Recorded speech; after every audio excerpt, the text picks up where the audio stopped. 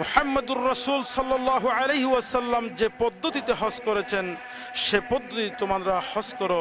তাই রাসূলুল্লাহ ঘোষণা করেছেন, খুযু আন্নি মানাসিকাকুম, হজের ইবাদত আদায়ের বিধিবিধান আহকাম তোমরা আমার কাছ থেকে গ্রহণ করো।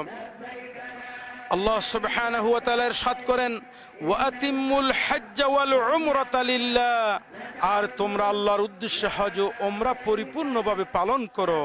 এতে করে তোমরা ইহসানের মাধ্যমে হজ আদায়কারীদের অন্তর্ভুক্ত হবে।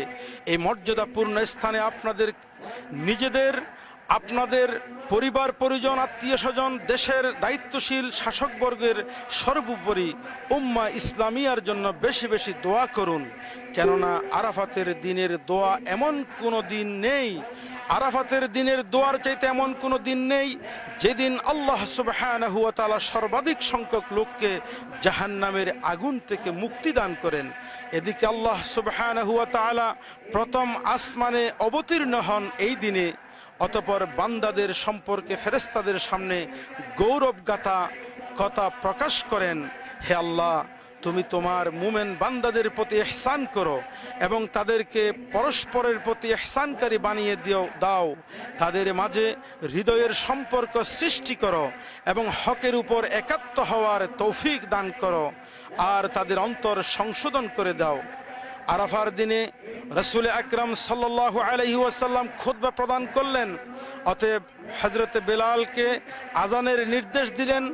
আজান পরবর্তী ইকামত দানের মধ্য দিয়ে 2 রাকাত জোহরের সালাত, অতঃপর ইকামত দিয়ে 2 রাকাত আসরের সালাত আদায় করলেন, অর্থাৎ জামউ বাইনাস সালাতাইন করলেন।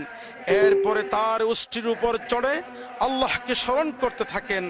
যখন সূর্যের লালিমা ডুবু সূর্য অস্তের সেই মুহূর্তে, তখন তিনি মুজদালিফার উদ্দেশ্যে রওয়ানার প্রস্তুতি নিলেন। এই সময়ে তিনি সকলের উদ্দেশ্যে ঘোষণা করলেন, ইয়া আইয়ুহান নাস আলাইকুম বিসসাকিনাতি ওয়াল ওয়াকার, হে মানব সকল, শান্ত ও ধীর গতিতে চলো। অতঃপর তিনি মুজদালিফায় পৌঁছার পর 3 রাকাত মাগরিব ও এশারের 2 রাকাত কসর এর মধ্য দিয়ে আদায় করলেন, অর্থাৎ এক্ষেত্রে তিনি জামউ বাইনাস সালাতাইন অর্থাৎ মাগরিবের নামাজ এবং এশারের নামাজ মুজদালিফায় এসে পড়লেন। অতঃপর মুজদালিফায় সারা রাত কাটিয়ে প্রথম ওয়াক্তে ফজরের সালাত আদায় করলেন এবং ভোরের আলো স্পষ্ট হওয়া পর্যন্ত আল্লাহর কাছে দোয়া অব্যাহত রাখলেন।